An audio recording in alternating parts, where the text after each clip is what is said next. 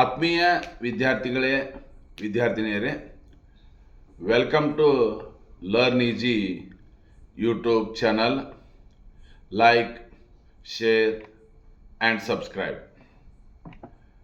ಆತ್ಮೀಯ ದ್ವಿತೀಯ PUC ವಿದ್ಯಾರ್ಥಿನಿಯರೊಂದಿಗೆ ಇಂದು ನಾನು ಈ ವಿಡಿಯೋದಲ್ಲಿ ಚರ್ಚೆ ಮಾಡ್ತಾ ಇರುವಂಥ ವಿಷಯ ಅಧ್ಯಾಯ 6 ಭಾರತ ರಾಜಕೀಯದ ನೂತನ ಪ್ರವೃತ್ತಿಗಳು ಅನ್ನುವಂಥ ವಿಷಯದ ಕುರಿತಾಗಿ ನಾನು ಒಂದಿಷ್ಟು ನಿಮ್ಮೊಂದಿಗೆ ಚರ್ಚಿಸ್ತಾ ಇದ್ದೆ.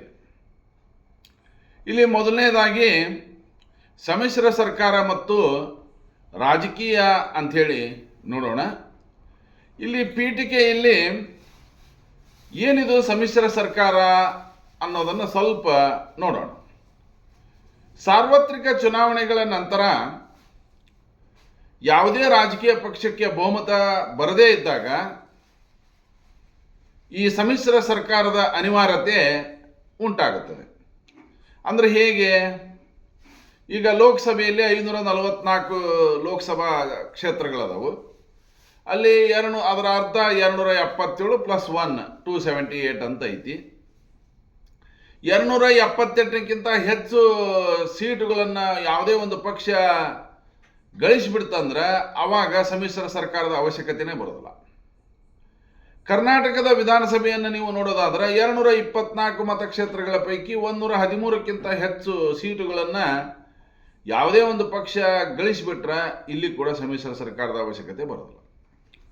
ಆದರೆ ಸ್ವಲ್ಪ ನಾನು ನಿಮಗೆ 2024ರ ಚುನಾವಣೆ ಫಲಿತಾಂಶವನ್ನು ನಿಮಗೆ ನೆನಪು ಮಾಡಿಕೊಡೋದಾದ್ರೆ, ಭಾರತೀಯ ಜನತಾ ಪಕ್ಷ 240 ಸ್ಥಾನಗಳನ್ನು ಗಳಿಸಿ ಅಲ್ಲಿಗೆ ಸ್ಟಾಪ್ ಆಗಿಬಿಡ್ತು. ರಾಜಕೀಯ ಚುನಾವಣಾ ತಜ್ಞರು, ಚಾಣಕ್ಯರು ಹೇಳಿದ್ದೇನು ಅಂದ್ರೆ, ಭಾರತೀಯ ಜನತಾ ಪಕ್ಷ ಈ ಸಲ ಸ್ಪಷ್ಟ ಬಹುಮತವನ್ನು ಪಡಿತೈತೆ. ಯಾಕಂದ್ರೆ ಹಿಂದಿನ ಲೋಕಸಭೆಯಲ್ಲಿ ಕೂಡ ಅದಕ್ಕೆ ಸ್ಪಷ್ಟ ಬಹುಮತ ಸಿಕ್ಕಿತ್ತು. ನೋಡ್ರಿ, ಆ ಸಂದರ್ಭದೊಳಗೆ ಸಮ್ಮಿಶ್ರ ಸರ್ಕಾರದ ಅನಿವಾರ್ಯತೆ ಉಂಟಾಯಿತು. 2 ಪಕ್ಷಗಳು ಕೂಡ್ಬೋದು ಅಥವಾ 2ಕ್ಕಿಂತ ಹೆಚ್ಚು ಪಕ್ಷಗಳು ಕೂಡ್ಬೋದು. ಕೂಡಿ ಸರ್ಕಾರವನ್ನು ರಚನೆ ಮಾಡ್ತಾವಲ್ಲ, ಆ ಸಂದರ್ಭದಲ್ಲಿ ಅದಕ್ಕೆ ಸಮ್ಮಿಶ್ರ ಸರ್ಕಾರ ಅಂತ ಕರಿತೀವಿ. ಈಗ ಉದಾಹರಣೆಗೆ ಈ ಸದ್ಯದ ಕೇಂದ್ರ ಸರ್ಕಾರವನ್ನೇ ನೋಡೋದಾದ್ರೆ, ನ್ಯಾಷನಲ್ ಡೆಮೊಕ್ರೆಟಿಕ್ ಅಲಯನ್ಸ್ ಅಂತ ನಾವೇನು ಕರಿತೀವಿ, NDA ಅಂತ ಏನು ಕರಿತೀವಿ, ಅಲ್ಲಿ ಭಾರತೀಯ ಜನತಾ ಪಕ್ಷ ಇದೆ, ಶಿವಸೇನೆಯ ಏಕನಾಥ್ ಶಿಂದೆ ಬಣ ಇದೆ, ಚಂದ್ರಬಾಬು ನಾಯ್ಡುರವರ ನೇತೃತ್ವದ ತೆಲುಗು ದೇಶಂ ಪಕ್ಷ ಇದೆ, ಹೌದಾ? ಅದೇ ರೀತಿ ಬಿಹಾರದ ನಿತೀಶ್ ಕುಮಾರ್ ನೇತೃತ್ವದ JDU ಕೂಡ ಅದರ ಒಂದು ಅಂಗಪಕ್ಷ ಆಗಿದೆ. ಅದರ ಜೊತೆಗೆ ನಮ್ಮ ಕರ್ನಾಟಕದ JDS ಕೂಡ NDAದ ಒಂದು ಭಾಗವಾಗಿದೆ. ಹೀಗೆ ಇವತ್ತು ಕೇಂದ್ರ ಸರ್ಕಾರದಲ್ಲಿ ನೋಡಿದಾಗ ಅನೇಕ ಪಕ್ಷಗಳು ತಮ್ಮ ಸೈದ್ಧಾಂತಿಕ ನಿಲುವನ್ನು ಬದಿಗೊತ್ತಿ ಒಂದು ಕಾಮನ್ ಅಜೆಂಡಾ ಅಂತ ಮಾಡ್ಕೊತಾರೆ. ಸಾಮಾನ್ಯ ಕನಿಷ್ಠ ಕಾರ್ಯಕ್ರಮ, ಕಾಮನ್ ಮಿನಿಮಮ್ ಪ್ರೋಗ್ರಾಮ್ ಅಂತ ಮಾಡಿಕೊಂಡು ಅದರ ಅಡಿಯಲ್ಲಿ ಸಮ್ಮಿಶ್ರ ಸರ್ಕಾರವನ್ನು ರಚನೆ ಮಾಡ್ತಾರೆ. ಪೀಠಿಕೆ ಅಂದಾಗ ನೀವಿಷ್ಟು ಬರೆದು ಬಿಟ್ರೆ ಸಾಕು. ಇತ್ತೀಚಿನ ಒಂದು ಬೆಳವಣಿಗೆಯನ್ನು ನೀವು ಸೂಕ್ಷ್ಮವಾಗಿ ಗಮನಿಸೋದಾದ್ರೆ, ಭಾರತದಲ್ಲಿ ದ್ವಿಪಕ್ಷೀಯ ಪದ್ಧತಿ ಇಲ್ಲ. ಇವತ್ತು ಅಮೆರಿಕಾದಲ್ಲಿ ದ್ವಿಪಕ್ಷ ಪದ್ಧತಿ ಇದೆ, ಇಂಗ್ಲೆಂಡಿನಲ್ಲಿ ದ್ವಿಪಕ್ಷ ಪದ್ಧತಿ ಇದೆ. ಎಲ್ಲಿ ದ್ವಿಪಕ್ಷ ಡ್ಯುಯಲ್ ಪಾರ್ಟಿ ಸಿಸ್ಟಮ್ ಎಲ್ಲಿ ಇರ್ತೈತೋ ಅಲ್ಲಿ ಈ ಸಮ್ಮಿಶ್ರ ಸರ್ಕಾರದ ಭಯ ಇರೋದಿಲ್ಲ.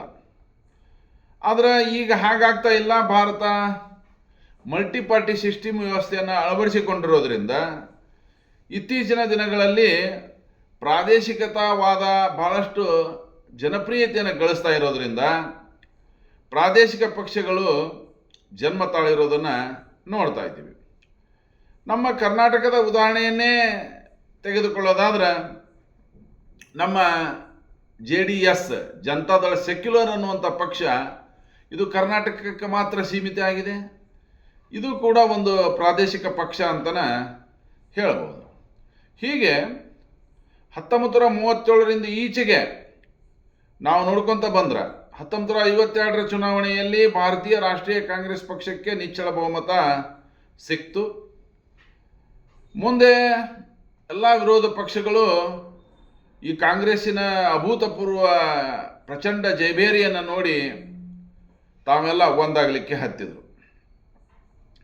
1975 ಮತ್ತು 77ರ ತುರ್ತು ಪರಿಸ್ಥಿತಿ ಸಂದರ್ಭದೊಳಗೆ ಬಾಬು ಜಗಜೀವನ್ ರಾಮ್, ಲೋಕನಾಯಕ ಜಯಪ್ರಕಾಶ್ ನಾರಾಯಣ್, ಮುರಾರ್ಜಿ ದೇಸಾಯಿ, ಚೌಧರಿ ಚರಣ್ ಸಿಂಗ್, ಅಟಲ್ ಬಿಹಾರಿ ವಾಜಪೇಯಿ, ಜಾರ್ಜ್ ಫರ್ನಾಂಡಿಸ್, ಲಾಲ್ ಕೃಷ್ಣ ಅಡ್ವಾಣಿ, ರಾಮಕೃಷ್ಣ ಹೆಗಡೆ, ಚಂದ್ರಶೇಖರ್ ಇವರೆಲ್ಲ ಪ್ರಮುಖ ನೇತಾರರು. ಇವರನ್ನೆಲ್ಲ ಅವತ್ತಿನ ಪ್ರಧಾನಮಂತ್ರಿ ಇಂದಿರಾ ಗಾಂಧಿಯವರು ಬಂಧಿಸಿ ಸೆರೆಮನೆಗೆ ತಳ್ಳಿದಂಥ ಸಂದರ್ಭ. ಇವರೆಲ್ಲ ಒಂದಾಗಿ ತುರ್ತು ಪರಿಸ್ಥಿತಿಯ ವಿರುದ್ಧ ಹೋರಾಟಕ್ಕೆ ಕರೆ ಕೊಟ್ಟರು. ಅದರ ಪರಿಣಾಮ 1977ರ ಸಾರ್ವತ್ರಿಕ ಚುನಾವಣೆಯಲ್ಲಿ ಕಾಂಗ್ರೆಸ್ ಪಕ್ಷಕ್ಕೆ ಸೋಲಾಯಿತು. ಸ್ವತಃ ಪ್ರಧಾನಮಂತ್ರಿ ಇಂದಿರಾಜಿ ಅವರು ರಾಯ್ಬರೇಲಿ ಮತಕ್ಷೇತ್ರದಲ್ಲಿ ಒಬ್ಬ ಸಾಮಾನ್ಯ ಅಭ್ಯರ್ಥಿಯ ವಿರುದ್ಧ ಸೋತು ಹೋದರು. ರಾಜನಾರಾಯಣ್ ಅನ್ನುವಂಥ ಒಬ್ಬ ಸಾಮಾನ್ಯ ಅಭ್ಯರ್ಥಿಯ ವಿರುದ್ಧ ಇಂದಿರಾಜಿ ಅವರು ಸೋತು ಹೋದರು. ಮುಂದೆ ಮುರಾರ್ಜಿ ದೇಸಾಯಿ ನೇತೃತ್ವದ ಸಮ್ಮಿಶ್ರ ಸರ್ಕಾರ ಅಸ್ತಿತ್ವಕ್ಕೆ ಬಂತು 1977. ಮುಂದೆ ಎರಡನೇ ಬಾರಿಗೆ ಭಾರತದಲ್ಲಿ ಸಮ್ಮಿಶ್ರ ಸರ್ಕಾರ ಬಂದದ್ದು 1989ರಲ್ಲಿ ವಿ ಪಿ ಸಿಂಗ್ ನೇತೃತ್ವದ ಸರ್ಕಾರಕ್ಕೆ ಭಾರತೀಯ ಜನತಾ ಪಕ್ಷ ಹಿಂದಿನಿಂದ ಬೆಂಬಲವನ್ನು ಕೊಟ್ಟು ಅಲ್ಲಿ ಎರಡನೇ ಬಾರಿಗೆ ಸಂಯುಕ್ತ ರಂಗ ಅಂತ ಕರಿತೀವಿ ನಾವು. ಆ ಸಂಯುಕ್ತ ರಂಗ ಸರ್ಕಾರ ರಚನೆ ಆಯಿತು. ಮುಂದೆ 1996ರಲ್ಲಿ ಎಚ್ ಡಿ ದೇವೇಗೌಡರ ನೇತೃತ್ವದ ಸಂಯುಕ್ತ ರಂಗ ಮತ್ತು 1998ರ ಅಟಲ್ ಬಿಹಾರಿ ವಾಜಪೇಯಿ ನೇತೃತ್ವದ ರಾಷ್ಟ್ರೀಯ ಪ್ರಜಾಸತ್ತಾತ್ಮಕ ಮೈತ್ರಿಕೂಟ ಮತ್ತು 2004ರಲ್ಲಿ ಮನಮೋಹನ್ ಸಿಂಗ್ ನೇತೃತ್ವದ UPA ಅಂದರೆ ಸಂಯುಕ್ತ ಪ್ರಗತಿಪರ ಮೈತ್ರಿಕೂಟ ಸರ್ಕಾರಗಳು 2 ಅವಧಿಗೆ ಸರ್ಕಾರವನ್ನು ನಡೆಸಿರೋದನ್ನು ನಾವು ನೋಡ್ತಾ ಇದ್ದೀವಿ. ಹೀಗೆ ಭಾರತದಲ್ಲಿ ನಾವು 2019ರಲ್ಲಿ ಭಾರತೀಯ ಜನತಾ ಪಕ್ಷಕ್ಕೆ 300ಕ್ಕಿಂತ ಹೆಚ್ಚು ಸೀಟುಗಳನ್ನು ಗಳಿಸಿಕೊಟ್ಟಂಥ ಮತದಾರ ಒಂದೇ ಪಕ್ಷಕ್ಕೆ ಬಹುಮತವನ್ನು ಕೊಟ್ಟಿದ್ದನ್ನು ಬಿಟ್ಟರೆ, ಅದರ ಹಿಂದಿನ ಒಂದು ಅವಧಿಯಲ್ಲಿ ಮತ್ತು 2024ರಲ್ಲಿ ಕೂಡ ಯಾವುದೇ ಒಂದು ಪಕ್ಷಕ್ಕೆ ಕೇಂದ್ರದಲ್ಲಿ ಬಹುಮತವನ್ನು ಕೊಟ್ಟಿಲ್ಲ. ಹಾಗಾದರೆ ಸ್ವಲ್ಪ ಇದರ ಮೀನಿಂಗನ್ನು ನೋಡೋಣ. ಈ ಸಮ್ಮಿಶ್ರ ಸರ್ಕಾರ ಅನ್ನುವಂಥ ಕೊಯಲೇಷನ್ ಅನ್ನುವಂಥ ಈ ಪದ ಲ್ಯಾಟಿನ್ ಪದದಿಂದ ಕೊಯಲೇಷಿಯೇ ಅನ್ನುವಂಥ ಪದದಿಂದ ಬಂದಿದ್ದಾಗಿದ್ದು, ಕೋ ಎಂದರೆ ಒಟ್ಟಿಗೆ, ಅಲೇಷಿಯರ್ ಎಂದರೆ ಬೆಳೆಯುವುದು ಅನ್ನುವಂಥ ಅರ್ಥವನ್ನು ಅದು ಕೊಡ್ತಾ ಇದೆ. ಹೀಗಾಗಿ ಕೊಯಲೇಷನ್ ಅನ್ನುವಂಥ ಶಬ್ದ ಪಕ್ಷಗಳ ಒಂದುಗೂಡುವಿಕೆ ಅಥವಾ ಒಕ್ಕೂಟ ಅನ್ನುವಂಥ ಅರ್ಥವನ್ನು ಕೊಡ್ತಾ ಇದೆ. ಆಗ ಅನ್ನುವಂಥವ್ರ ಡೆಫಿನೇಷನ್ ನೀವು ನೋಡೋದಾದರೆ, ವಿವಿಧ ರಾಜಕೀಯ ಪಕ್ಷಗಳ ಸದಸ್ಯರು ಒಂದುಗೂಡಿ ಸರ್ಕಾರವನ್ನು ರಚಿಸುವಂಥ ಒಂದು ವ್ಯವಸ್ಥೆಯೇ ಸಮ್ಮಿಶ್ರ ಸರ್ಕಾರ ವ್ಯವಸ್ಥೆ ಅಂಥೇಳಿ ಅವರು ಹೇಳ್ತಾರೆ. ಇಲ್ಲಿ ವಿವಿಧ ರಾಜಕೀಯ ಪಕ್ಷಗಳು ಒಂದುಗೂಡಿ ಆಳ್ವಿಕೆಯನ್ನು ನಡೆಸ್ತವು. ಅಲ್ಲಿ ಕೂಡ ನೀವು 2 ರೀತಿಯ ಮೈತ್ರಿಯನ್ನು ಕಾಣ್ತಾ ಇದ್ದೀರಿ ನೀವು ಇತ್ತೀಚಿನ ದಿನಗಳಲ್ಲಿ. ಚುನಾವಣಾ ಪೂರ್ವ ಮೈತ್ರಿ, ಚುನಾವಣಾ ನಂತರದ ಮೈತ್ರಿ. ಚುನಾವಣಾ ನಂತರದ ಮೈತ್ರಿ ಅಂದರೆ ಯಾವುದೇ ಒಂದು ಪಕ್ಷಕ್ಕೆ ಬಹುಮತ ಬರದೇ ಇದ್ದಾಗ ಅನಿವಾರ್ಯವಾಗಿ ಒಂದುಗೂಡೋದು, ಅದು ಚುನಾವಣಾ ನಂತರದ ಮೈತ್ರಿ. ಚುನಾವಣಾ ಪೂರ್ವ ಮೈತ್ರಿ ಅಂದ್ರೆ ಮೊದಲೇ ಫಲಿತಾಂಶವನ್ನು ಇಮ್ಯಾಜಿನೇಷನ್ ಮಾಡಿಕೊಂಡು ಯಾವುದೇ ಒಂದು ಪಕ್ಷಕ್ಕೆ ಬಹುಮತ ಬರದೇ ಇರುವಂಥ ಸ್ಥಿತಿ ಐತಿಪ್ಪ ಅಂತ ಮೊದಲೇ ಗ್ರಹಿಸಿಕೊಂಡು ಚುನಾವಣಾ ಪೂರ್ವ ಮೈತ್ರಿಯನ್ನು ರಚನೆ ಮಾಡೋದು. ಹಾಗಾದರೆ ಈಗಾಗಲೇ ಹೇಳಿದೆ, ಲಕ್ಷಣಗಳನ್ನು ನೋಡೋಣ ಒಂದೊಂದು. ಎಲ್ಲಿ ಮಲ್ಟಿಪಲ್ ಪಾರ್ಟಿ ಸಿಸ್ಟಮ್ ಬಹುಪಕ್ಷ ಪದ್ಧತಿ ಯಾವ ದೇಶದಲ್ಲಿ ಅಸ್ತಿತ್ವದಲ್ಲಿರ್ತೈತೋ ಅಲ್ಲೇ ಸಮ್ಮಿಶ್ರ ಸರ್ಕಾರದ ಅನಿವಾರ್ಯತೆ ಉಂಟಾಗುತ್ತದೆ. ಇದು ಒಂದನೇದು. ಎರಡನೇ ಲಕ್ಷಣ, ಇದೊಂದು ಪ್ರಜಾಸತ್ತಾತ್ಮಕ ವ್ಯವಸ್ಥೆ, ಪ್ರಜಾಪ್ರಭುತ್ವದ ಪದ್ಧತಿ ಪ್ರಕಾರನ ಐತಿ, ಅದಕ್ಕೇನು ಇದು ವಿರೋಧವಾಗಿಲ್ಲ. ಇನ್ನು ಮೂರನೇದ್ದು, ಏಕಪಕ್ಷೀಯ ಪದ್ಧತಿಯ ಪ್ರಾಬಲ್ಯಕ್ಕೆ ಇದು ಸವಾಲಾಗಿದೆ. ರಾಜಕೀಯ ಪಕ್ಷಗಳು ಚುನಾವಣೆಯಲ್ಲಿ ಪ್ರಬಲ ಪಕ್ಷಗಳ ವಿರುದ್ಧ ಸ್ಪರ್ಧಿಸಿ ಅಧಿಕಾರವನ್ನು ಕಸಿದುಕೊಳ್ಳುತ್ತವೆ. ಇತ್ತೀಚಿನ ದಿನಗಳಲ್ಲಿ ನೋಡ್ತೀರಿ, ಉತ್ತರ ಪ್ರದೇಶದೊಳಗೆ ಅಖಿಲೇಶ್ ಸಿಂಗ್ ಯಾದವ್ ಅವರ ನೇತೃತ್ವದ ಸಮಾಜವಾದಿ ಪಕ್ಷ ಇರ್ಬೋದು, ಬಿಹಾರದಲ್ಲಿ ಲಾಲು ಪ್ರಸಾದ್ ಯಾದವ್ ನೇತೃತ್ವದ RJD ಇರ್ಬೋದು, ಪಶ್ಚಿಮ ಬಂಗಾಳದಲ್ಲಿ ಮಮತಾ ಬ್ಯಾನರ್ಜಿ ಅವರ ತೃಣಮೂಲ ಕಾಂಗ್ರೆಸ್ ಇರ್ಬೋದು, ಇವೆಲ್ಲ ದೊಡ್ಡ ದೊಡ್ಡ ರಾಜಕೀಯ ಪಕ್ಷಗಳನ್ನು ಮುತ್ಸದ್ದಿ ನಾಯಕರನ್ನು ಸೋಲಿಸಿ ಅವರು ಚುನಾವಣೆಯಲ್ಲಿ ಜಯಬೇರಿಯನ್ನು ಬಾರಿಸೋದನ್ನು ನೀವು ನೋಡ್ತಾ ಇದ್ದೀರಿ.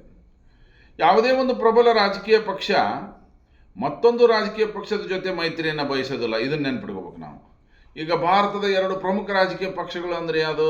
ಒಂದು ಕಾಂಗ್ರೆಸ್ಸು, ಮತ್ತೊಂದು ಬಿ ಜೆ ಪಿ. ಕಾಂಗ್ರೆಸ್ ಮತ್ತು ಬಿ ಜೆ ಪಿ ಕೂಡಿ ಎಂದೂ ಸಮ್ಮಿಶ್ರ ಸರ್ಕಾರ ರಚನೆ ಮಾಡೋದಿಲ್ಲ. ಅವು ಬೇರೆ ಬೇರೆ. ನೀವು ಏನೈತಲ್ಲ, ಇತ್ತಾಗ ಕಾಂಗ್ರೆಸ್ ಪಕ್ಷದ ಜೊತೆಗರ ಕೈ ಜೋಡಿಸ್ಬೋದು, ಇತ್ತಾಗ ಭಾರತೀಯ ಜನತಾ ಪಕ್ಷದ ಜೊತೆಗರೆ ನೀವು ಕೈ ಜೋಡಿಸುವಂಥ ಒಂದು ಆಪ್ಷನ್ ಅಲ್ಲಿ ಇರ್ತದೆ. ಇನ್ನು ಚುನಾವಣಾ, ಆಗಲ್ಲ ನಾನು ಹೇಳಿದೆ, ಚುನಾವಣಾ ಪೂರ್ವ ಮೈತ್ರಿ, ಚುನಾವಣಾ ನಂತರದ ಮೈತ್ರಿ ಅಂಥೇಳಿ ಇದು ಎರಡು ರೀತಿಯೊಳಗೈತಿ. ಅನೇಕ ಪಕ್ಷಗಳು ಕೂಡಿ ಸರ್ಕಾರ ರಚನೆ ಮಾಡಿದಾಗ ಅಲ್ಲಿ ಒಂದು ಕನಿಷ್ಠ ಸಾಮಾನ್ಯ ಕಾರ್ಯಕ್ರಮ ಅಂಥೇಳಿ ಮಾಡಿಕೊಂಡು ಅದರ ಅಡಿಯೊಳಗೆ ಆಡಳಿತವನ್ನು ನಡೆಸಬೇಕಾಗತ್ತೆ. ತುರ್ತಿನ ಸಂದರ್ಭದಲ್ಲಿ ರಾಷ್ಟ್ರೀಯ ಸರ್ಕಾರದಲ್ಲಿ ಸಮ್ಮಿಶ್ರ ವ್ಯವಸ್ಥೆ ರಚನೆ ಆಗುತ್ತದೆ. ಪ್ರಧಾನಮಂತ್ರಿಯವರು ಏಕಪಕ್ಷೀಯವಾಗಿ ಯಾವುದೇ ನಿರ್ಧಾರವನ್ನು ತೆಗೆದುಕೊಳ್ಳಲಿಕ್ಕೆ ಸಾಧ್ಯ ಆಗೋದಿಲ್ಲ. ಯಾಕಂತಂದರೆ ಎಲ್ಲದಕ್ಕೂ ಆ ಮೈತ್ರಿಕೂಟದ ಮೀಟಿಂಗ್ ಕರೆದು ಅದರ ನಾಯಕರ ಜೊತೆ ಚರ್ಚೆ ಮಾಡಿ ನಿರ್ಧಾರವನ್ನು ತೆಗೆದುಕೋಬೇಕಾಗತ್ತೆ. ಇನ್ನು ಸರ್ಕಾರದ ಮುಖ್ಯಸ್ಥನಾಗಿರುವಂಥ ನಾಯಕ ಭಾಳ ಸರ್ವಸಮ್ಮತ. ನೀವು ಅಟಲ್ ಬಿಹಾರಿ ವಾಜಪೇಯಿ ಅವರು ಪ್ರಧಾನಮಂತ್ರಿ ಇದ್ದಾಗ ಗಮನಿಸಬೇಕು, ಸುಮಾರು 23 ಪಕ್ಷಗಳಿದ್ವು ಆ ಮೈತ್ರಿಕೂಟದೊಳಗೆ. ಆ 23 ಪಕ್ಷಗಳನ್ನು ಸಂಭಾಳಿಸುವಂಥ ಆ ವ್ಯಕ್ತಿತ್ವ ನಮ್ಮ ಅಟಲ್ಜಿಯವರದಾಗಿತ್ತು. ಹೀಗಾಗಿ ಅವರು ಸರ್ಕಾರವನ್ನು ಮುನ್ನಡೆಸಲಿಕ್ಕೆ ಸಾಧ್ಯ ಆಯ್ತು ಅಂತ ಹೇಳ್ಬೋದು.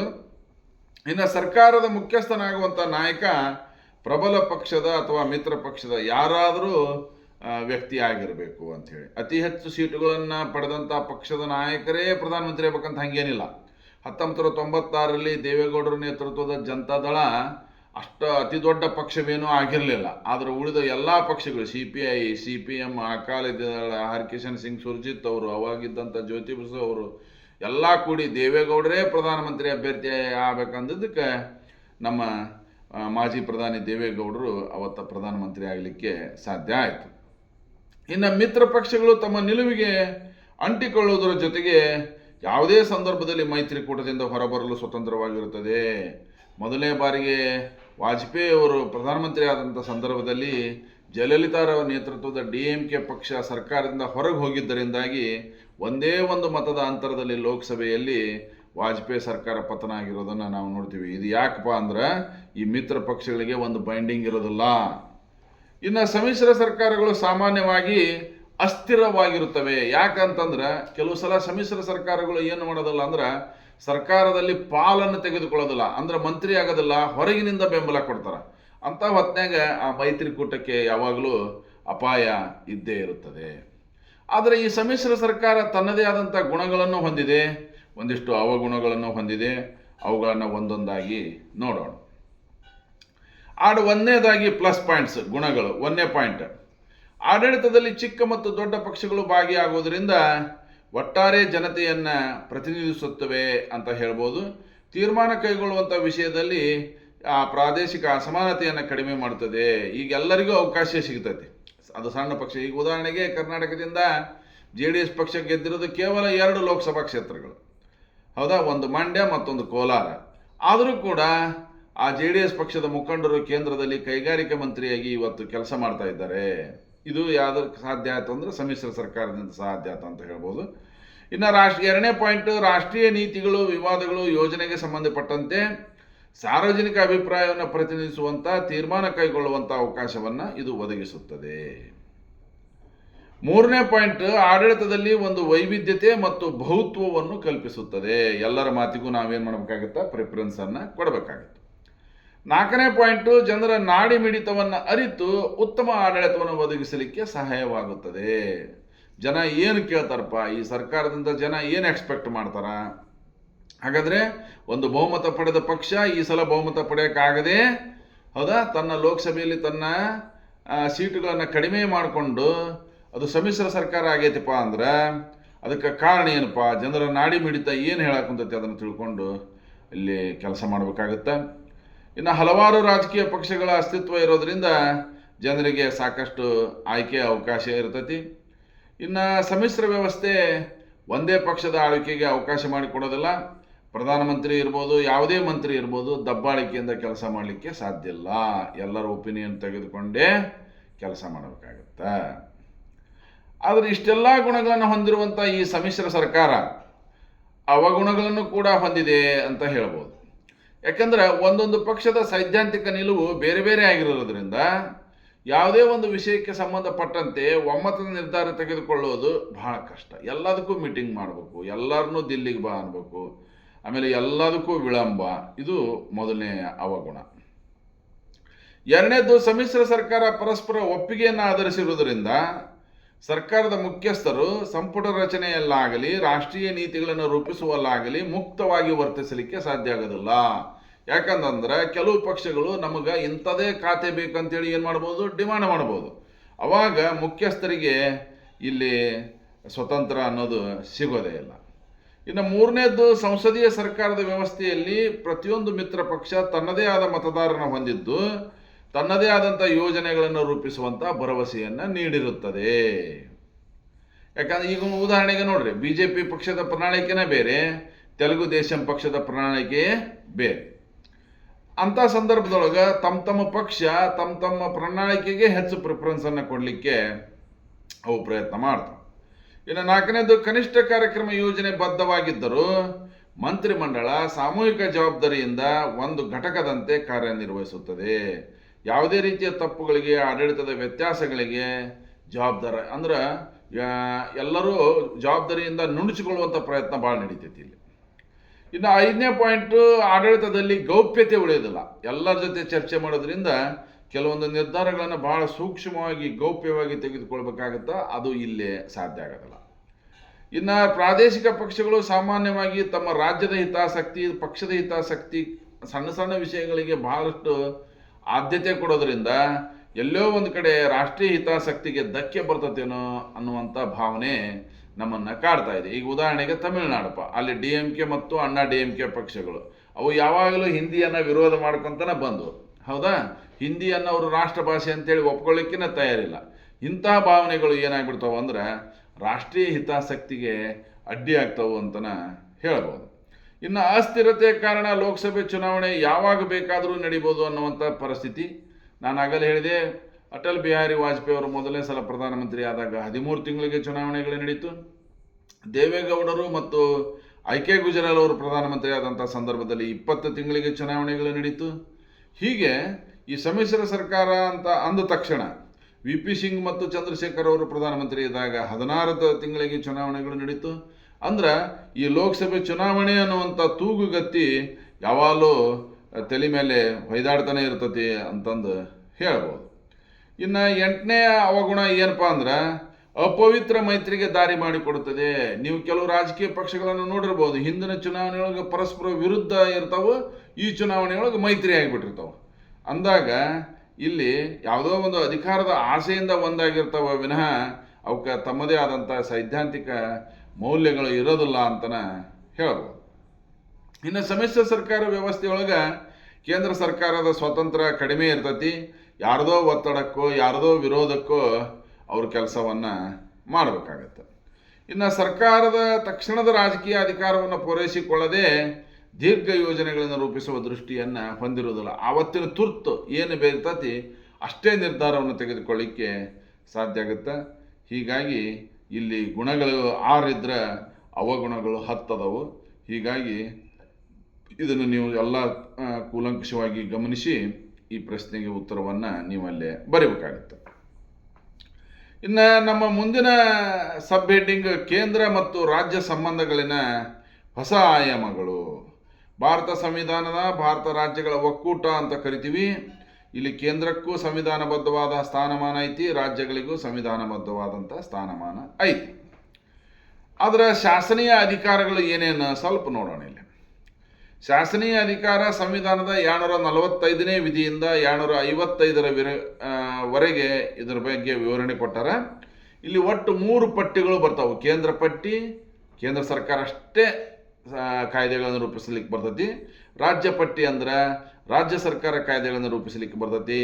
ಸಮವರ್ತಿ ಪಟ್ಟಿ ಅಂದ್ರೆ ಕೇಂದ್ರ ಮತ್ತು ರಾಜ್ಯ ಸರ್ಕಾರಗಳು ಕೂಡಿ ಅಲ್ಲಿ ಕಾನೂನನ್ನು ರಚಿಸುವಂಥ ಅವಕಾಶ ಇರ್ತೈತಿ. ಇಲ್ಲಿ ಕೇಂದ್ರ ಪಟ್ಟಿಯಲ್ಲಿ ಸುಮಾರು 100 ವಿಷಯಗಳಿವೆ.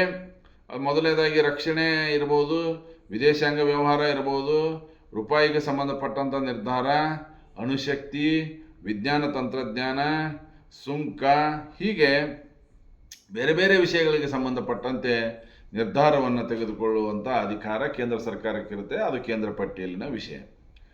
ಅಲ್ಲಿ ವಿಮಾನ ಬರ್ಬೋದು, ರೈಲ್ವೆ ಬರ್ಬೋದು, ಎಲ್ಲ ವಿಷಯಗಳು ಬರ್ತವೆ. ಇನ್ನು ರಾಜ್ಯ ಪಟ್ಟಿ ಅಂದರೆ ಅಲ್ಲಿ 63 ವಿಷಯಗಳು ಬರ್ತಾವೆ. ಆ ರಾಜ್ಯದ ಪೊಲೀಸ್ ಡಿಪಾರ್ಟ್ಮೆಂಟ್ ಇರ್ಬೋದು, ಆರೋಗ್ಯ ಮತ್ತು ಕುಟುಂಬ ಕಲ್ಯಾಣ ಇರ್ಬೋದು, ಕೃಷಿ ಇರ್ಬೋದು, ಸ್ಥಳೀಯ ಸರ್ಕಾರ ವ್ಯವಸ್ಥೆ ಇರ್ಬೋದು, ರಸ್ತೆ ಸಾರಿಗೆ ಇರ್ಬೋದು, ಇವೆಲ್ಲ ರಾಜ್ಯ ಸರ್ಕಾರದ ವ್ಯಾಪ್ತಿಯೊಳಗೆ ಬರುವಂಥ ರಾಜ್ಯ ಪಟ್ಟಿಯಲ್ಲಿ ಬರುವಂಥ ವಿಷಯಗಳಾಗಿವೆ. ಅಂದರೆ ಕೇಂದ್ರ ಪಟ್ಟಿಯೊಳಗೆ 100ಕ್ಕಿಂತ ಹೆಚ್ಚು ವಿಷಯಗಳು, ರಾಜ್ಯ ಪಟ್ಟಿಯೊಳಗೆ 63ಕ್ಕಿಂತ ಹೆಚ್ಚು ವಿಷಯಗಳು. ಇನ್ನು ಸಮವರ್ತಿ ಪಟ್ಟಿ, ಕೇಂದ್ರ ಮತ್ತು ರಾಜ್ಯ ಕೂಡಿ ಕೆಲಸ ಮಾಡೋದು. ಇಲ್ಲಿ ಒಂದು ಪ್ರಶ್ನೆ ನಿಮಗೆ ಕೇಳ್ಬೋದು, ಅರೈಸ್ ಆಗ್ಬೋದು. ಏನಂದ್ರೆ, ಆ ಎರಡೂ ಸರ್ಕಾರ ನಡುವೆ ಸಂಘರ್ಷ ಉಂಟಾದಾಗ ಕೇಂದ್ರ ಸರ್ಕಾರದ ನಡೆಯೋದು, ರಾಜ್ಯ ಸರ್ಕಾರದ ನಡೆಯೋದಲ್ಲ. ಇದು ಒಂದು ನೀವು ಪಾಯಿಂಟ್ ನೆನಪಿಟ್ಕೊಂಡ್ಬಿಡ್ಬೇಕು. ಇಲ್ಲಿ 52 ವಿಷಯಗಳು ಬರ್ತಾವೆ. ಅದು ವಿವಾಹಕ್ಕೆ ಸಂಬಂಧಪಟ್ಟಂತಿರ್ಬೋದು, ಡೈವರ್ಸಿಗೆ ಸಂಬಂಧಪಟ್ಟಂಗಿರ್ಬೋದು, ಸಿವಿಲ್ ಮತ್ತು ಅಪರಾಧಿಕ ಕಾನೂನುಗಳು, ಧರ್ಮದರ್ಶಿ ಮಂಡಳಿ, ಧರ್ಮದರ್ಶಿ, ಶಿಕ್ಷಣ. ಹೌದಾ, ನಾವು ಇಲ್ಲಿ ಶಿಕ್ಷಣ ಮಂತ್ರಿ ಅಂತೀವಿ, ಅವರು ಮಾನವ ಸಂಪನ್ಮೂಲ ಅಭಿವೃದ್ಧಿ ಮಂತ್ರಿ ಅಂತಾರೆ. ಅಂದ್ರೆ ಇದು ಎರಡಕ್ಕೂ ಸೇರಿದಂಥ ಒಂದು ಡಿಪಾರ್ಟ್ಮೆಂಟ್ ಇದು. ಹೀಗೆ ಇಲ್ಲಿ ಕಾನೂನು ರೂಪಿಸುವಂಥ ಅಧಿಕಾರ ಕೇಂದ್ರ ಸರ್ಕಾರಕ್ಕೂ ಇದೆ, ರಾಜ್ಯ ಸರ್ಕಾರಕ್ಕೂ ಇದೆ. ಒಂದು ವೇಳೆ ಕೇಂದ್ರ ಮತ್ತು ರಾಜ್ಯಗಳ ನಡುವೆ ಸಂಘರ್ಷ ಉಂಟಾದರೆ, ಆಗಲೇ ಹೇಳಿದ್ನಲ್ಲ ನಾನು, ಕೇಂದ್ರದ್ದೇ ಫೈನಲ್ ಆಗುತ್ತಾ, ರಾಜ್ಯ ಸರ್ಕಾರದ್ದು ಫೈನಲ್ ಆಗೋದಿಲ್ಲ, ಅದು ಲಾಸ್ ಆಗಿ ಹೋಗುತ್ತೆ. ಇನ್ನು ನೆಕ್ಸ್ಟ್ ಪಾಯಿಂಟ್, ಇವಿಷ್ಟು ಶಾಸನೀಯ ಅಧಿಕಾರಗಳು. ಇನ್ನು ನೆಕ್ಸ್ಟ್ ಪಾಯಿಂಟ್ ಏನಪ್ಪ ಅಂದ್ರೆ ಶೇಷಾಧಿಕಾರಿಗಳು ಅಂತ ಕರೀತಾರೆ. ಇಲ್ಲಿ 3 ಪಟ್ಟಿಯಲ್ಲಿ ಸೇರಿಸದಿರುವಂಥ ಕೆಲವು ವಿಷಯಗಳು ಇರ್ತವೆ. ಆ ವಿಷಯಗಳ ಮೇಲೆ ಯಾರು ಕಾನೂನನ್ನು ರಚನೆ ಮಾಡಬೇಕು ಅಂತಂದು ನೀವು ಪ್ರಶ್ನೆ ಕೇಳಿದ್ರೆ, ಅದಕ್ಕೆ ಕೇಂದ್ರ ಸರ್ಕಾರವೇ ಹೆಚ್ಚಿನ ಜವಾಬ್ದಾರಿಯನ್ನು ಅಲ್ಲಿ ಹೊಂದಿರ್ತದೆ. ಅದು ರಾಷ್ಟ್ರದ ಹಿತಾಸಕ್ತಿಯ ದೃಷ್ಟಿಯಿಂದ ಇರ್ಬೋದು, ರಾಜ್ಯಸಭೆ ರಾಜ್ಯ ಪಟ್ಟಿಯಲ್ಲಿರುವಂಥ ಯಾವುದೇ ವಿಷಯದ ಮೇಲೆ ಕಾನೂನು ಕ್ರಮ ಕೈಗೊಳ್ಳುವಂತೆ ಅವಕಾಶ ಅಲ್ಲಿ ಮಾಡಿಕೊಡ್ಲಿಕ್ಕೂ ಕೂಡ ಇದೆ. ಹೀಗೆ ಒಟ್ಟಾರೆ ನಮ್ಮದು ಒಂದ ಮಾತನಾಗ ಹೇಳ್ಬೇಕಂದ್ರೆ ಬಲಾಢ್ಯವಾದ ಕೇಂದ್ರ ಸರ್ಕಾರ. ಇಷ್ಟು ನೀವು ನೆನಪಿಟ್ಕೊಂಡ್ಬಿಟ್ರೆ ಸಾಕು. ಇನ್ನು ತುರ್ತು ಪರಿಸ್ಥಿತಿಯನ್ನು ಸಂವಿಧಾನದ 18ನೇ ಭಾಗದಲ್ಲಿ ಹೇಳಿದ್ದಾರೆ. ಇಲ್ಲಿ 3 ರೀತಿಯ ತುರ್ತು ಪರಿಸ್ಥಿತಿಗಳು ಬರ್ತವೆ. ಒಂದು ರಾಷ್ಟ್ರೀಯ ತುರ್ತು ಪರಿಸ್ಥಿತಿ, ಎರಡನೇದ್ದು ರಾಜ್ಯಗಳಲ್ಲಿ ರಾಷ್ಟ್ರಪತಿ ಆಡಳಿತವನ್ನು ಹೇಳ್ತಾರಲ್ಲ, ಅದು ಒಂದು ರೀತಿಯ ತುರ್ತು ಪರಿಸ್ಥಿತಿ ಅಂತಲೇ ಹೇಳ್ತಾರೆ. ಮೂರನೇದ್ದು ಆರ್ಥಿಕ ಪರಿಸ್ಥಿತಿ. ನಮ್ಮ ದೇಶದೊಳಗೆ ಒಂದು ಸಲ ಮಾತ್ರ, ಅದು ಇಂದಿರಾಜಿ ಅವರು ಪ್ರಧಾನಮಂತ್ರಿ ಆದಂಥ ಸಂದರ್ಭದೊಳಗೆ ಒಂದು ಸಲ ತುರ್ತು ಪರಿಸ್ಥಿತಿಯನ್ನು ಘೋಷಣೆ ಮಾಡ್ಯಾರ, ರಾಷ್ಟ್ರೀಯ ತುರ್ತು ಪರಿಸ್ಥಿತಿಯನ್ನು. ಇನ್ನು ರಾಜ್ಯಗಳಲ್ಲಿ ರಾಷ್ಟ್ರಪತಿ ಆಡಳಿತ ಸಾಕಷ್ಟು ಸಲ ಇಲ್ಲಿ ಕರ್ನಾಟಕದಲ್ಲಿ ಬೊಮ್ಮಾಯಿ ಸರ್ಕಾರವನ್ನು ವಜಾ ಮಾಡಿ ರಾಷ್ಟ್ರಪತಿ ಆಡಳಿತವನ್ನು ಹೇರಿರುವುದನ್ನು ನೋಡ್ಬೋದು. ಹೀಗೆ ಹಲವಾರು ಸಲ ಇಲ್ಲಿ ರಾಷ್ಟ್ರಪತಿ ಆಡಳಿತ ನಮ್ಮ ರಾಜ್ಯದೊಳಗೂ ಕೂಡ ಜಾರಿಯಾಗಿದೆ. ಇನ್ನು ಆರ್ಥಿಕ ತುರ್ತು ಪರಿಸ್ಥಿತಿ ಅಂತಂದ್ರೆ ಅದು ಇವತ್ತಿನವರೆಗೂ ಸಂವಿಧಾನದ 360ನೇ ವಿಧಿಯೊಳಗೆ ಅದರ ಬಗ್ಗೆ ಹೇಳ್ಯಾರ. ಇದುವರೆಗೂ ಭಾರತದಲ್ಲಿ ಯಾವುದೇ ಸಂದರ್ಭದಲ್ಲಿ ಆರ್ಥಿಕ ತುರ್ತು ಪರಿಸ್ಥಿತಿಯನ್ನು ಹೇರಲಾಗಿಲ್ಲ ಅಂತಂದು ನೀವು ತಿಳ್ಕೊಂಡ್ಬಿಟ್ರೆ ಸಾಕು. ಇನ್ನು ಸಾಮಾನ್ಯ ಸ್ಥಿತಿ ಅಂದ್ರೆ ಅಂತಾರಾಷ್ಟ್ರೀಯ ಒಪ್ಪಂದಗಳನ್ನು ಜಾರಿಗೊಳಿಸುವಾಗ ಕೇಂದ್ರ ಸರ್ಕಾರ ಯಾವುದೇ ವಿಷಯದಲ್ಲಿ ಶಾಸನಗಳನ್ನು ರೂಪಿಸುತ್ತದೆ. ಯಾವುದೇ ವಿಷಯಕ್ಕೆ ಸಂಬಂಧಪಟ್ಟಂತೆ ರಾಜ್ಯಗಳಿಗೆ ನಿರ್ದೇಶನ ನೀಡುವಂಥ ಅಧಿಕಾರ ಕೇಂದ್ರಕ್ಕಿದೆ. ಈಗ ನಾನು ಆಗಲೇ ಹೇಳಿದೆ, ತಮಿಳುನಾಡು ಹಿಂದಿ ವಿರೋಧಿ ಚಳವಳಿಯನ್ನು ಬೆಂಬಲಿಸ್ಲಿಕ್ಕೆ ಹತ್ತಿಬಿಡ್ತು, ಹೌದಾ? ಅಲ್ಲಿನ DMK ಮತ್ತು ಅಣ್ಣಾ DMK ಪಕ್ಷಗಳು ಇದಕ್ಕೆ ಬೆಂಬಲ ಕೊಡ್ಲಿಕ್ಕೆ ಹತ್ತಿದ್ವು. ಅಂಥ ಸಂದರ್ಭದೊಳಗೆ ಕೇಂದ್ರ ಸರ್ಕಾರ ಏನು ಮಾಡ್ಬೋದು? ಸಂಬಂಧಪಟ್ಟಂಥ ರಾಜ್ಯಗಳಿಗೆ ಡೈರೆಕ್ಷನ್ ಕೊಡುವಂಥ ಅಧಿಕಾರ ಕೇಂದ್ರ ಸರ್ಕಾರಕ್ಕೆ ಇದೆ. ಇನ್ನು ರಾಜ್ಯದ ಕಾರ್ಯಾಂಗದ ಅಧಿಕಾರ ಯಾವುದೇ ಕಾರಣಕ್ಕೂ ಕೇಂದ್ರದ ಅಧಿಕಾರದ ವ್ಯಾಪ್ತಿಯನ್ನು ಮೀರುವಂತಿಲ್ಲ, ಇದರೊಳಗನ ಕೆಲಸ ಮಾಡಿಕೊಂಡು ಹೋಗ್ಬೇಕು. ಇನ್ನು ರಾಷ್ಟ್ರದ ಹಿತಾಸಕ್ತಿ ದೃಷ್ಟಿಯಿಂದ ರಾಜ್ಯಗಳು ರೈಲ್ವೆಗೆ ಸಂಬಂಧಪಟ್ಟಂಗೆ, ಸಾರಿಗೆ ವ್ಯವಸ್ಥೆಗೆ ಸಂಬಂಧಪಟ್ಟಂಗೆ ಕೇಂದ್ರ ಸರ್ಕಾರದ ಜೊತೆ ಸಹಕರಿಸಬೇಕು. ಇತ್ತೀಚಿನ ದಿನಗಳಲ್ಲಿ ನಮ್ಮ road transport minister Nitin Gadkari ಅವರು ಹಗಲೆಲ್ಲ ಒಂದು ಮಾತು ಹೇಳ್ತಿರ್ತಾರೆ, ನಿಮಗೆ ಎಷ್ಟು ರಾಷ್ಟ್ರೀಯ ಹೆದ್ದಾರಿಗಳು ಬೇಕೋ ನಾನು ನಿಮಗೆ ಸ್ಯಾಂಕ್ಷನ್ ಮಾಡ್ತೀನಿ, ಹಣಕಾಸನ್ನು ಒದಗಿಸ್ತೀನಿ. ಆದರೆ ಸಂಬಂಧಪಟ್ಟಂಥ ರಾಜ್ಯ ಸರ್ಕಾರಗಳು ಭೂಮಿಯನ್ನು ವಶಪಡಿಸಿಕೊಂಡು ಆದಷ್ಟು ಬೇಗನೆ ಅವುಗಳನ್ನು ಕೇಂದ್ರ ಸರ್ಕಾರಕ್ಕೆ ಹ್ಯಾಂಡ್ ಓವರ್ ಮಾಡುವಂಥ ಜವಾಬ್ದಾರಿಯನ್ನು ನೀವು ಹೊತ್ಕೋಬೇಕು. ನೋಡ್ರಿ ಹೆಂಗೆ ಹೇಳ್ತಾರೆ ಅಂದ್ರೆ, ಇಲ್ಲಿ ಕೇಂದ್ರ ಸರ್ಕಾರ ರಾಜ್ಯ ಸರ್ಕಾರ ಕೂಡಿ ಕೆಲಸ ಮಾಡಬೇಕಾಗತ್ತೆ. ಇನ್ನು ರೈಲ್ವೆ ಯೋಜನೆಗಳಿಗೂ ಸಂಬಂಧಪಟ್ಟಂಗೂ ಕೂಡ ಹಾಗೆ ಇದೆ. ಯಾವ ರಾಜ್ಯ ಸರ್ಕಾರ ತಾನೂ ಕೂಡ ಆ ರೈಲ್ವೆ ಯೋಜನೆಗೆ ಸಹಾಯ ಹಸ್ತವನ್ನು ಚಾಚ್ತೀನಿ ಅಂತ ಯಾವ ಸ್ಟೇಟ್ ಗೌರ್ಮೆಂಟ್ ಮುಂದೆ ಬರ್ತೈತೋ ಅಲ್ಲೇ ಇಮಿಡಿಯೇಟ್ಲಿ ಕೇಂದ್ರ ಸರ್ಕಾರ ಏನು ಮಾಡ್ತೈತಿ, ಆ ಹೊಸ ಹೊಸ ರೈಲ್ವೆ ಲೈನ್ಗಳನ್ನು ಹಾಕೋದಿರ್ಬೋದು, ಹೊಸ ಹೊಸ ರೈಲ್ವೆ ಸವಲತ್ತುಗಳನ್ನು ಒದಗಿಸೋದಿರ್ಬೋದು, ಅಲ್ಲಿ ಅವು ಬೇಗನೆ ಕೆಲಸಗಳು ಆಗ್ತವೆ. ಇನ್ನು ಪರಿಶಿಷ್ಟ ಜಾತಿ ಮತ್ತು ಪರಿಶಿಷ್ಟ ಪಂಗಡಗಳ ಕಲ್ಯಾಣಕ್ಕೆ ರಾಜ್ಯಗಳು ಬದ್ಧರಾಗಿರಬೇಕು. ಹಿಂದಿ ಭಾಷೆ ಆಗಲ್ಲ ನಾನು ಹೇಳಿದೆ, ಅದಕ್ಕೆ ಹಿಂದಿ ಭಾಷೆಯ ಅಭಿವೃದ್ಧಿಗೆ ಕೂಡ ರಾಜ್ಯಗಳು ಬದ್ಧರಾಗಿರಬೇಕು, ಅದನ್ನು ವಿರೋಧ ಮಾಡುವಂತಿಲ್ಲ. ಇನ್ನು 3ನೇ ಪಾಯಿಂಟ್, ಆಡಳಿತಾತ್ಮಕ ಸಂಬಂಧ. ಸಂವಿಧಾನದ 256ರಿಂದ 261ರವರೆಗೆ ಇದರ ಬಗ್ಗೆ ವಿವರಣೆಯನ್ನು ನೀಡಲಾಗಿದೆ. ಭಾರತದ ರಾಷ್ಟ್ರಪತಿ ಅಂಥೇಳಿ ಏನದರಲ್ಲ, ಅವರು ಎಲ್ಲ ರಾಜ್ಯಗಳಿಗೆ ಇರ್ಬೋದು, ಕೇಂದ್ರಾಡಳಿತ ಪ್ರದೇಶಗಳಿಗೆ ಇರ್ಬೋದು, ರಾಜ್ಯಪಾಲರನ್ನು ಉಪರಾಜ್ಯಪಾಲರನ್ನು ನೇಮಿಸುವಂಥ ಅಧಿಕಾರವನ್ನು ಹೊಂದ್ಯಾರ ಅಂದರೆ ಹೆಂಗೆ, ಕೇಂದ್ರ ಸರ್ಕಾರದ ಶಿಫಾರಸಿನ ಮೇರೆಗೆ, ಸ್ವತಂತ್ರವಾಗಿ ಅಲ್ಲ. ಇನ್ನು ರಾಜ್ಯಗಳು ಕೂಡ ರಾಜ್ಯಪಾಲರ ಜೊತೆ ಸೌಹಾರ್ದಯುತವಾದ ಸಂಬಂಧವನ್ನು ಹೊಂದಿರಬೇಕು. ಅಂದ್ರೆ ರಾಜ್ಯ ಸರ್ಕಾರಗಳು ಯಾವುದೇ ಕಾರಣಕ್ಕೂ ಘರ್ಷಣೆಗಳಿಬಾರ್ದು. ಈಗ ತಮಿಳುನಾಡಿನೊಳಗೆ ಹಿಂಗೆ ಆಗ್ಬಿಡ್ತಿತ್ತು. ಚೆನ್ನಾರೆಡ್ಡಿ ಅವರು ರಾಜ್ಯಪಾಲರಾಗಿದ್ದರು, ಜಯಲಲಿತಾರವರು ಮುಖ್ಯಮಂತ್ರಿ ಆಗಿದ್ದರು. ಯಾವುದೇ ವಿಷಯವನ್ನು ರಾಜ್ಯಪಾಲರ ಗಮನಕ್ಕೆ ತರ್ತಿದ್ದಿಲ್ಲ. ಹೀಗಾಗಿ ಪದೇ ಸರ್ಕಾರ ಮತ್ತು ರಾಜಭವನದ ನಡುವೆ ಘರ್ಷಣೆ ಉಂಟಾಗಿಬಿಡ್ತಿತ್ತು. ಹಂಗೆ ಆಗಬಾರ್ದು.